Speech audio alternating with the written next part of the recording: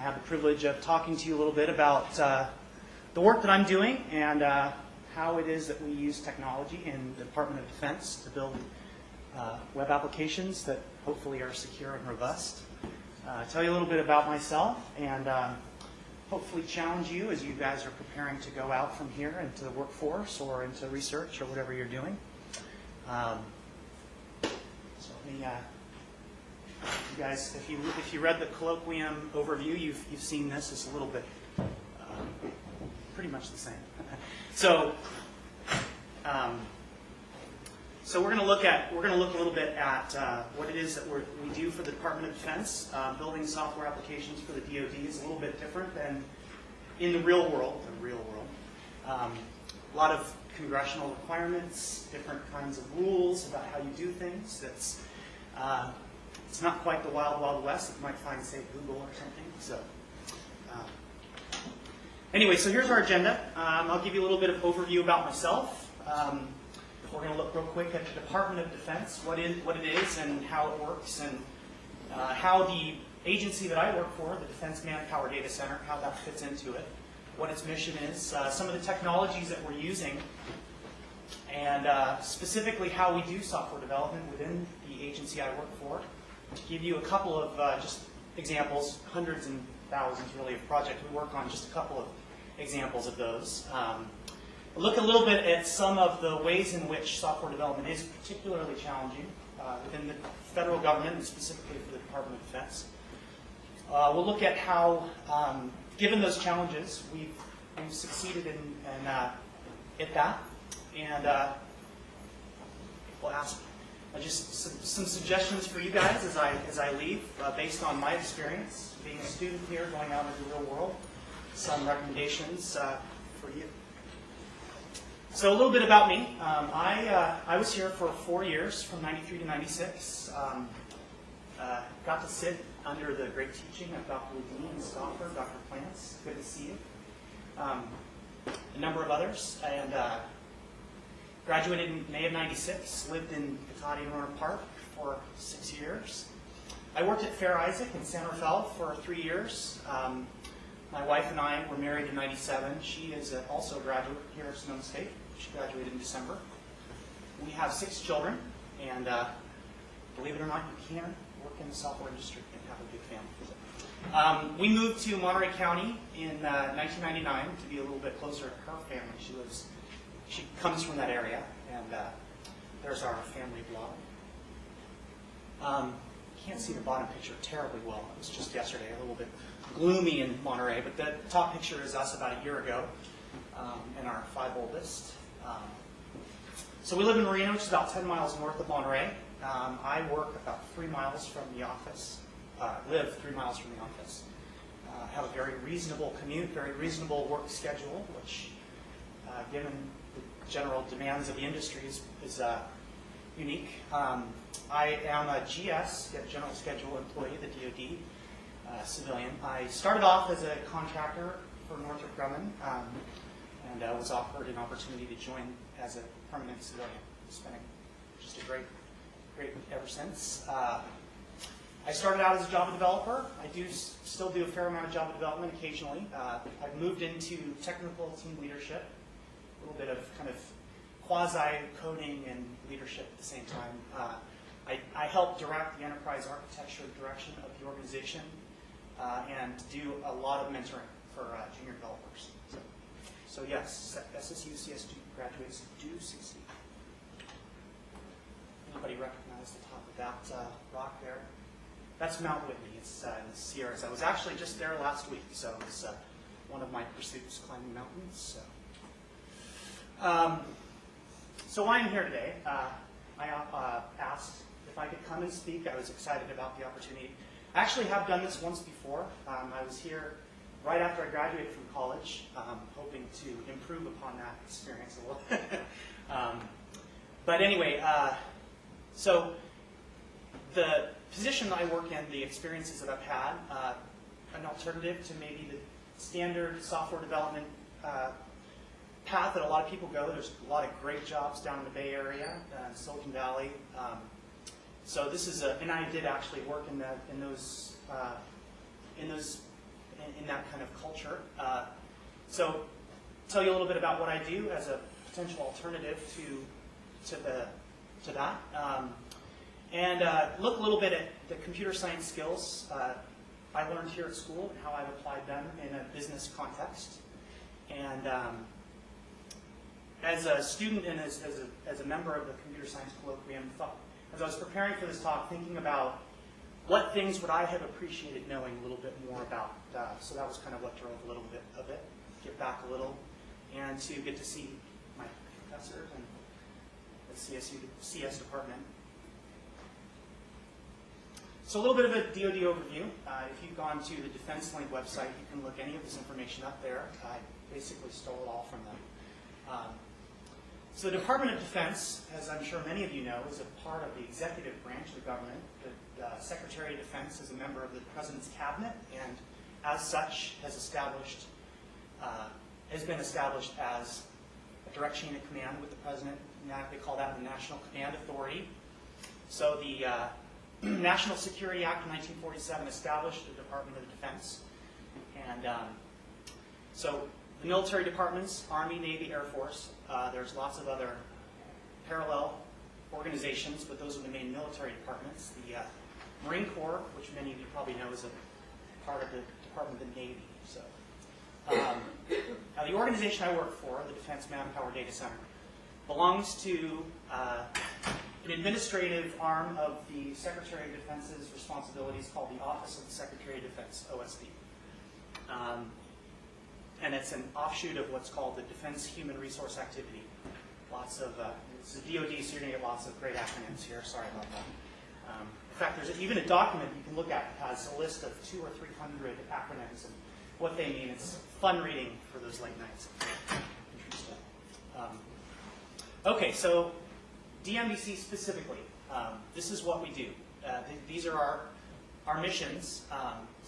It's a defense manpower data center, so it's primarily human resource data, and we strive to be the authoritative data source for 28 million DoD people. What we define as a DoD person is somebody who either works for the Department of Defense as a member of the military, a contractor, a civilian, and then dependents. So that's where we get a large number. You guys probably know that the federal government is the single largest employer in the world, and within the federal government, the DoD is the largest component of that. So it's a lot of people, a lot of different data requirements, data needs, various projects, clients asking us for data, us giving them data. The main data repository that we have is something called the Person Data Repository, PDR, and it's a very, very large database of people data.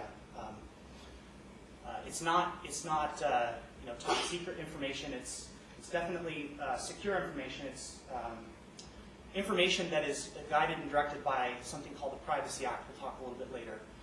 So it's sensitive data. So, but we provide a lot of information out to the military services, DoD customers. We do research, survey testing, and we have over 230 databases and websites that we support, develop, maintain. And you'll see if you got one of these. That last quote is directly off of their human resource information source, secure services and solutions to the department's mission. So here is just a smattering of some of the technologies that we use. We build primarily web applications development that we do. We do a lot of other things, but this is specifically the work that I do, building J2EE web applications and web services. We use the Oracle database, the Oracle application server, and the JDeveloper IDE, Sun Enterprise Studio, Sun Server, Access Manager, and then some of the enterprise service-oriented architecture technologies from Oracle. And then we're also getting into a very large project that we're working on with the WebSphere MQ messaging technology with one of our customers who's huge. And this is going to be a very large part of the work that we're doing in the portion of the organization I work in. So we build Java, JSPs, J2E, servlets, EJBs, web services. We use Java server faces as one of our view technologies. We use the Struts framework, and you see down at the bottom the Spring framework. And then in the middle, Oracle ADF. So various projects get some choice over what it is that they're using. Those are some of the ones that we're using. For data layer technology, we're using Abatis and TopLink. The Web 2.0 type stuff, we're using Dojo. And then we use CBS for our source control. So basically diving into the heart of the talk, this is kind of the end of the overview and introduction. As I mentioned, the title of how to build secure and robust web applications for the DoD. So then the question is, how do you make it secure? That's a good question. There's lots of different ways. Secure can mean a lot of different things. Secure, on the client side, secure on the server side, data at rest security, various things. One of the biggest driving forces in security that we have is not necessarily always selecting what is latest and greatest. Looking at proven technology stuff that has been either through standards or other long-term usage and best practices have proven themselves to be secure. We do use open source technology. Open source, I was talking with Dr. Levine. He mentioned that you guys had the pleasure of talking with Richard Stallman a couple weeks ago. He's got his views on open source. So we do use open source carefully. We use closed source carefully. We do everything carefully. So we use technology, smart cards. I imagine most of you are probably familiar with smart card technology. The Department of Defense is one of the largest, if not the largest, customers of smart card technology. We've deployed a smart card that we call the Common Access Card, which is becoming the de facto standard in person authentication. They're using it at the Pentagon and various other government, and even actually beyond the government. There are some projects where we're rolling out the Common Access Card for in places where contractors or other non-government people need to be involved with DoD or other government agencies. We're using smart cards heavily there. I can give more information if you're interested on that. It's really exciting. Because of our data holdings, it gives us a great opportunity there to be able to validate people's identity and their ability, their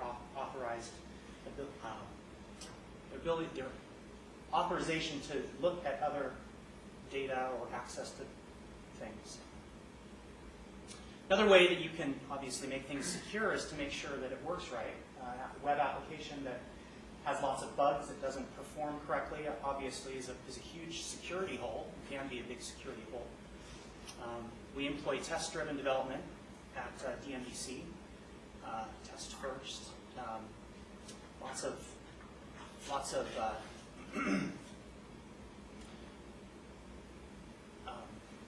I'm looking for? Just lots of testing. We do have a very, very large QA group that does nothing but QA testing and have very formal sign-off processes that require for an application that moves forward into an environment that's accessed by the outside world has to pass through a number of very complicated hoops, sign-offs, very well-established test plans and processes. And we've learned over time what works well for us as far as the steps, the specific things to test. And then the other thing that we do to make things secure is detailed development standards. So coding guidelines, best practices, design patterns. So I'm sure you're familiar with design patterns. So we try to do that. We have a very detailed group, Java developers group, various other groups that guide our development processes. And those groups have developed documentation and patterns to follow as far as what constitutes good, solid, secure, and well thought out development processes. we use a fixed list of development tools and libraries. Now, you might ask, fixed? Why fixed? Well, one of the we'll talk about this a little bit later too, but one of the things that we do is we will have a static list of technologies, the platforms that we will deploy on, the software that we use, the libraries that we utilize, and that at any given time is a static list. We don't. In order to add things to that list, it goes through a very detailed process whereby an investigation is done. A piece of technology will be brought in-house, will be put into a secure lab where we'll go through the process of investigating it with open source most of the time. We'll go through the actual code and look for any possible exploits that we know about. We also use trusted partners, software vendors that have given us, a reasonable assurance that their software is secure. Before we deploy a web application into our environment, we'll make sure that all of the libraries that it uses are on that approved list. And our testing up above again. Our testing processes, we have a lot of automated systems that will go through and check to make sure that people haven't gone out to the internet and downloaded jar files illegally, bundled them within their WAR file or your file. So another thing, as I mentioned above with security standards, smart cards obviously are a type of PKI, something you have, something you know. And so all of our websites that face out to the outside world are all SSL encrypted. One in a long string of things that you can do, things that we do. We use directory servers, the Sun Access Manager software to lock down access to all of our applications. It's centrally managed by a group of people, our systems group. So we don't just let people just willy-nilly use anything. If you're a part of a specific population that has a need to use one of our web applications, then we'll use our vast data repository, our database. We'll check and see, are you authorized to use this application? So then the next step, how do we make something robust? Okay, so a lot of things we all probably know, we all study as far as a robust application. Available.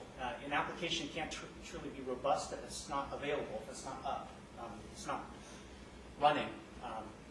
Some ways you can ensure availability for your application, make it fault tolerant. So that means catching your exceptions properly, handling them.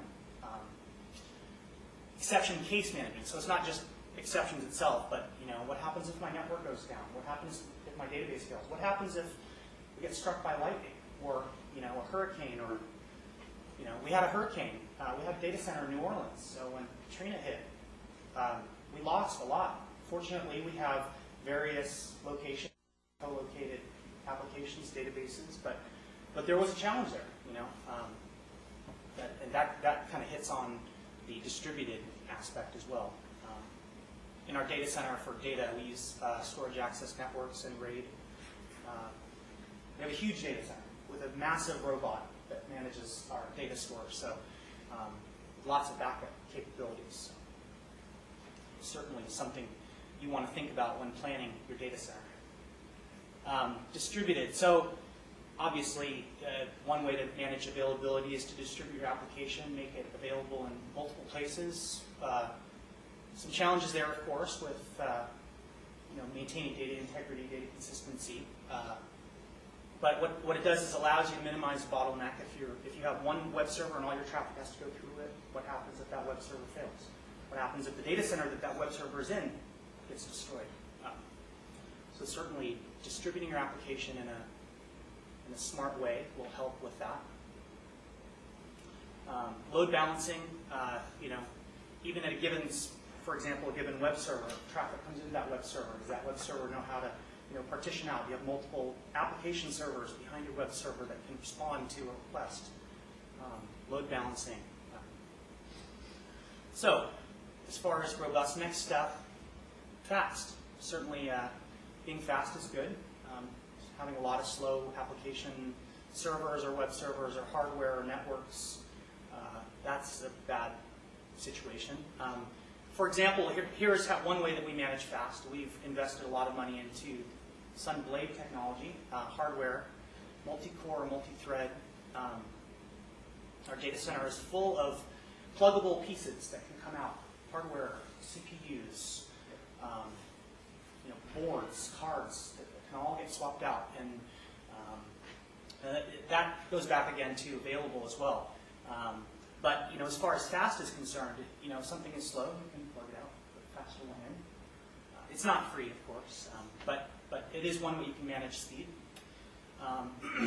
Reliable, that's another important point. If you want something to be robust, it needs to be reliable. So not just having it fault tolerant, which means if it fails, I can get a new one. But ultimately, you don't really want it to fail. You want it to kind of last for a while. So using high-quality, proven hardware and operating systems. The Department of Defense, for various reasons, not the least of which is economies of scale, has chosen to invest in specific vendors. We use the Sun Microsystems hardware and software fairly heavily. And we are also using Linux as well. But their hardware, it works. It works, it works, it works. It's a great technology that we've used in our data centers, hardware and software for years. They know our business. They are very focused on what we do, and we have had very little trouble with most of the stuff that we use. See people smile. So scalability, that's another big thing for how to make something robust. Certainly if you get higher and higher amounts of load, you want to be able to make sure that you plan for that. So if you have a big, say, you're going to release your website and you're going to promote it to some of your 28 million people, well, you probably should have your data center ready for that, have your networks aware, and so that's kind of down there at deployment planning. The other thing, too, is if you know how many people are going to be coming, make sure you do load testing. There's lots and lots of tools, lots of hardware, lots of things you can use to simulate load. You can get just a lot of people out there and test your application that way. You want to definitely hammer away at your application, make sure it responds well to load. Does it handle multi-threaded? Is it reentrant? Does it manage reentrancy adequately, locking and things like that? System architecture, we could go into vast discussion about how you plan out an entire application and the things that you would do to make it more scalable as far as your technology, your architecture, how you manage your databases, how you do your data persistence layer, things like that. But ultimately, you have to be smart about how you build your application. Is it built for enterprise level types of load?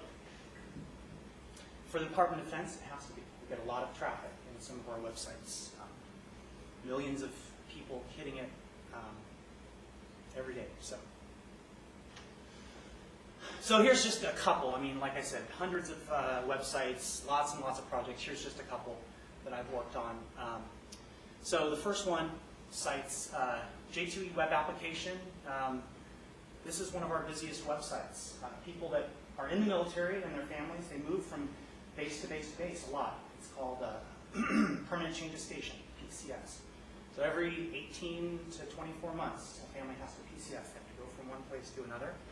And they want to find out about the military installation they're going to, the community that they're going to. So we've used a lot of the data from our data repository, plus it's has a content management piece where people that live in the community that work at the military installation, those people are moving to, relocation specialists, would go in and put specific information in there about their application. And just one piece of technology, photo gallery, stored our images in the database itself. A lot of things change very, very quickly. In order to deploy a new version of the application, a new gear file to the production environment with new images, we found it just wasn't working. So we had to come up with a plan that allowed us to update, for example, our photo gallery. So we ended up putting our image files in the database as block laws. So it's one thing, and that application got lots and lots of traffic for a while. Another big thing, introduction for us some years ago into the world of web services and service-oriented architecture was our authentication data repository. So using our person data repository of our 28 million plus persons, using that information to determine whether or not, if that person were to visit a specific website or maybe go to the Army's website, maybe they want to find out, the Army wants to know, is this person a valid DoD person? Do they have credentials? Have they separated from the military? Have they committed a crime? So they want to ask us because we have that information. So they would come to us. They would be a customer of our web service. So they would ask us, is this person valid? Can I let them into my secure Army personnel finder? So that's a web service that is not publicly available. In order to get to it, you have to have a specific memorandum of agreement with the Department of Defense, and through that set up a VPN or what we call an SSL PKI connection, where you actually can directly connect, but it uses certificates. And that's been just a really great service for us. We've gotten a lot of increased client activity because we are giving people the ability. And web services have been great for us because you can build a web service client in just about any programming language. Some you don't even have to program at all. So, and a lot of tools, a lot of applications out there will make it easy to do.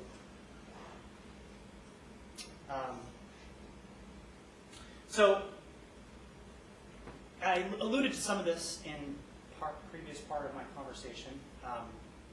Some of the challenges that we face because we are the government, because we are specifically the Department of Defense, and we are very concerned about security, very concerned about your personal data. We don't want your social security number, your home address and phone number getting out into the world. We have to be very careful about the way that we provide our services to the outside world, to the DoD community. And specifically, some of the rules that guide how we do that are laid out in the U.S. Code. That's the stuff that your congressman goes and he writes laws. That's what the U.S. Code laws on how we as the organization should operate. And then there are these things called DoD instructions, which also are specifically taking congressional law and interpreting that into specifically how we should operate as a Department of Defense. One of the big driving forces behind how we operate is the Privacy Act. And the Privacy Act basically says that in order to use your personal information in specific ways, we have to let you know that we're using it. And at different times, we have to handle that data in very specific ways. So, for example, if I have a piece of paper that has your social security number and then some other piece of information that somebody could use to identify you specifically, then that piece of information needs to be handled very, very specifically. I can't just carry that around under my arm. I can't go out the door. It needs to be destroyed in a shredder, or it needs to be forever destroyed. So, and even data at rest within our databases that has Privacy Act information needs to be handled in specific ways. Another organization within the DoD that decides basically how we should operate is the Defense Information Systems Agency, DISA. Now this is our IT, kind of general IT arm, policy-making arm on how to manage information technology, and they have rules as well. Specifically, how do we set up our data center? How do we manage our networks? How does the wall around that, the data center? We have, certain accesses to secure parts of the DoD network that have to be managed in different ways as laid out by DISA. So those are congressional requirements, laws. Other constraints, now this is not unique to the government. Every private organization has budgetary constraints. But because we're not a bottom line type of organization, people don't come in and say, here's my money, please give me this thing in return. Our money comes from the DoD budget, which is decided by Congress. And each organization within the Department of Defense gets a little piece of the pie, and they have to operate the entire year on that money. So given that, and then within the organization that I work in, DMDC, there are specific divisions, which I work in, and they're given specific budgets. And so what we can do year in, year out is different, I'm sure, like many other private organizations. So we have constraints, and some of the rules about money are kind of funny because it's the government, and we have to give, we have to be careful not to give preference to specific organizations. I want to talk about this a little bit with contractors. When we pay a contractor to do a job for us, we have to go through a very involved process whereby we allow all kinds of contractors to come in and say, we want you to do this work. So these are some challenges.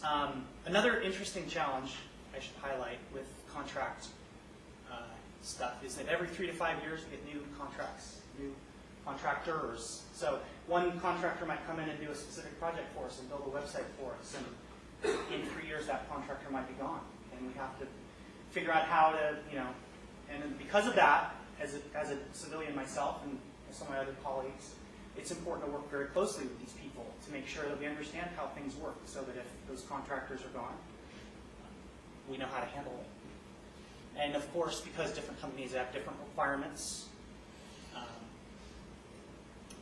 we have to manage that differently. One of the great things about this organization that I work for is that, and this isn't true throughout the whole government, for this organization it is, but contractors and government civilians, they work side by side every day, and it's a fairly, you wouldn't really know the difference between the two of them. We're all working for the same purpose, the same goal, which is really great. We love our contractors. They do a lot of great work for us.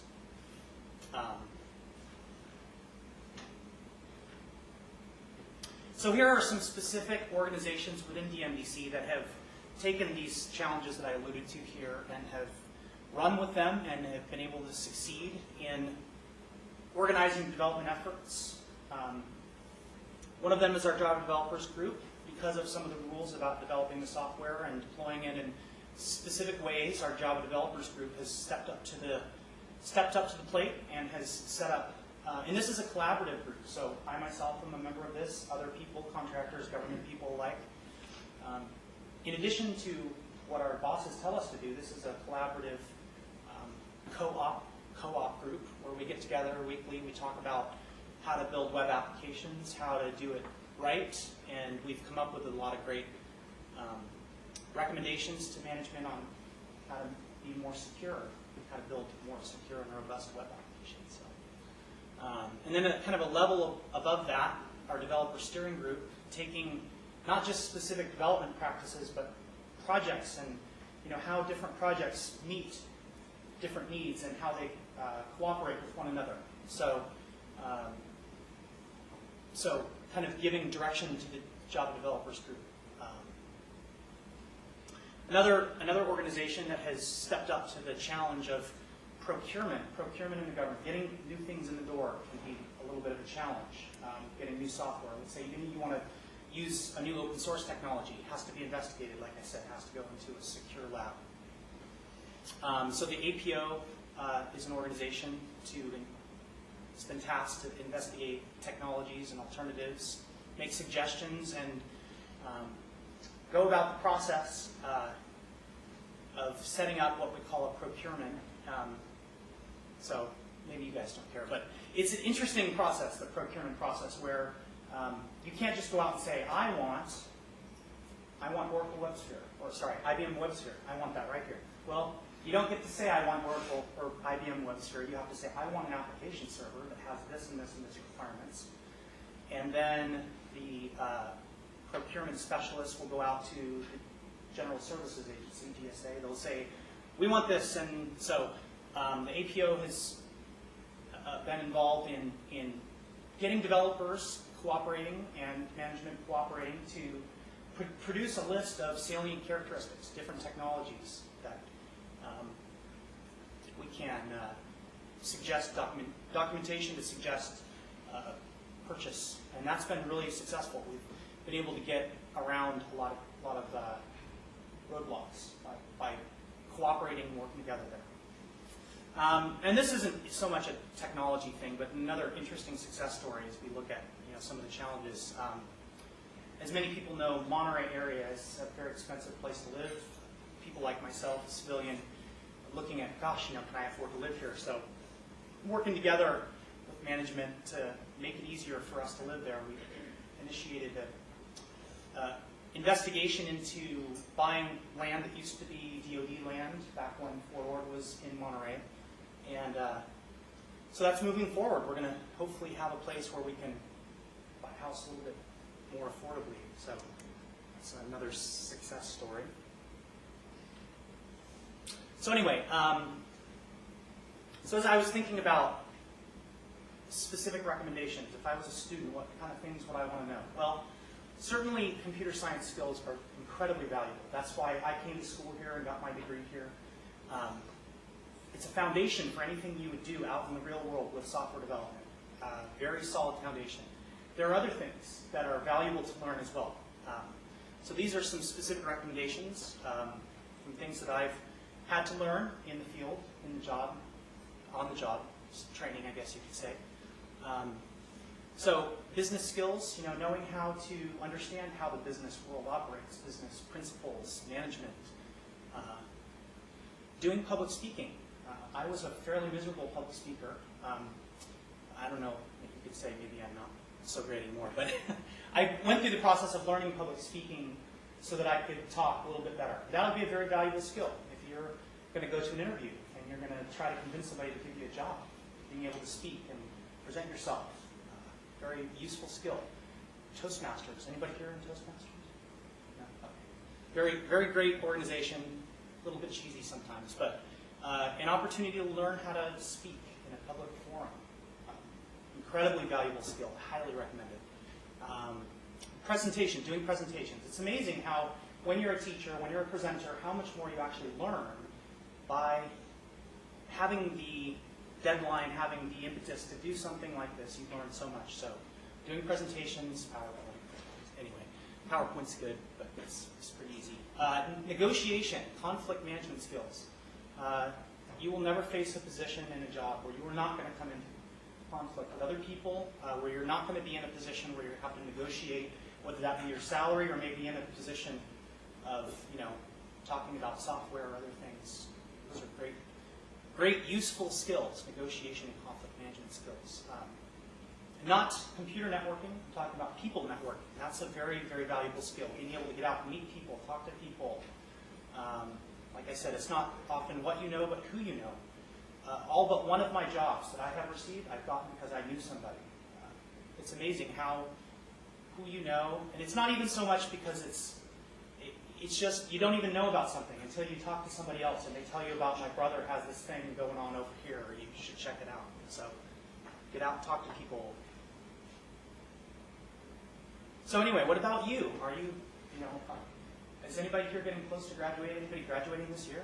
Okay. We're looking for people to join us in what we're doing. Java developers, engineers, analysts, program managers. Computer science graduates are incredibly valuable resources. So if you're interested in looking at what we got, I got a couple of position descriptions and the cards and stuff, and you could look at there. If you're interested in doing something exciting, maybe not selling your soul 60 to 80 hours a week in the Silicon Valley. Maybe you are. But if you're not, check it out. Monterey is a wonderful place to live. It's a wonderful place to work. Climate's great. It doesn't get quite as hot as up here in the summer. That's pretty much it. You have a question? You were talking about how you have to get new contracts every 3 to 5 years. Yes. So, say you're working with a contractor, they leave in the middle of the job. Yes. It happens, not so much, but it does happen, yes. Do you try to plan around that? Or? Well, it doesn't happen as often as you might think. And primarily because a given, let's say, for example, Lockheed Martin is working on a project with us. They know the technology. They've been working with it for 3 to 5 years, so they know it real well. When they write their proposal on why it is that they should get the contract for the next year, they're going to have a good business case for why it is that they should get it, beyond just cost. Cost isn't always the most important. In fact, it's very rarely ever the most important characteristic in how contracting decisions are made. But a lot of it comes down to how well do you know what it is how well is your proposal written? Do the people that work for you, do we know each other well? And, I don't do a lot of that, so I can't give you a lot of description, but there have been times when a given contractor is working on a project and they leave, and we have to either find a new contractor or find some government people to take over that. It can be a little bit discombobulating when that happens. Fortunately, it doesn't happen very often. Yes? Accessibility here on campus and across all of the universities is a big deal right now. How about for you with the DoD? Do you have to deal with accessibility issues? Absolutely. You're talking about like handicap, Section 508 type of things? Yes.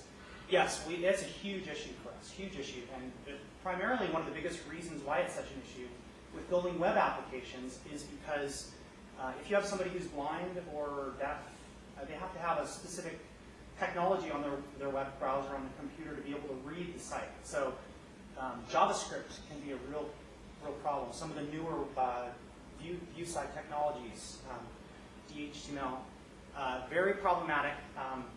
How we get around some of that is we've invested in some technology that will do screen reading for us, and we can basically see, okay, this person is at home with their screen reader. This is what they're going to see, or this is what they're going to hear when they go to our website, and so we can test it that way. But yes, our applications, every publicly facing application does need to be Section 508 compliant. Section 508 is the American Disabilities Act, that the section that describes web technology and how a government website, paid for by taxpayer dollars, needs to be available to people with disabilities. So we've invested in screen readers and other technologies or software that you can use that will basically go through your application and flag things like you didn't put a alt text for your images, things like that. So. Chris, tell us how your Fair Isaac experience helped or didn't help. Oh, that's a good question. Does everybody know about Fair Isaac? Know what Fair Isaac is? What they do? Okay. So Fair Isaac is they're down in San Rafael.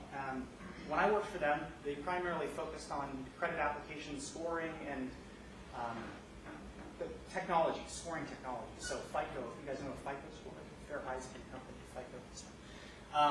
And when I worked for Fair Isaac, I was involved in a group that did credit card and installment loan application screening. So I did day in, day out software development, maintenance, software building. I did customer support on the phone. And that was kind of challenging because I was fresh out of college. I didn't really have I didn't have any experience at all. And they kind of threw me into that. So having to deal with customers day in, day out on the phone, people across the country, even in Canada, having to, in the middle of the night, have to get phone calls, get pages, have to respond to that has been good. Good experience from the technical side as a developer, but also from the customer service side in having to deal with people, deal with their problems remotely over the phone. Has been great and has helped a lot with the customer service side of what we do. We deal with a lot of outside, with the DoD has a lot of outside clients in the DoD, outside the DoD, different people, different requirements, different needs, very challenging at times to handle and to juggle lots of different priorities. So, yeah. Okay, any other questions? Great, thank you for your time and for